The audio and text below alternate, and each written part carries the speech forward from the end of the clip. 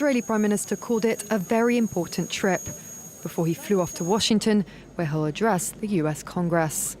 At a time when Israel is fighting on 7 fronts and when there's great political uncertainty in Washington, I will seek to anchor the bipartisan support that is so important for Israel.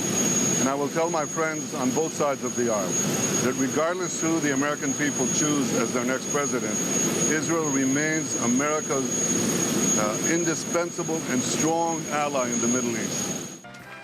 Netanyahu's fourth time addressing Congress as Israeli Prime Minister is proving controversial, with some Democrats vowing to boycott or disrupt it over the way he's conducted military operations in Gaza. Before boarding his flight, Netanyahu greeted relatives of Israeli hostages, many of whom are unhappy about the timing of his trip.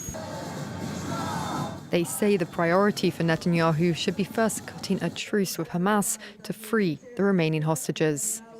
There is a deal on the table, and the Prime Minister now need to be in Israel and not going over. There is a deal, and we can seal it now.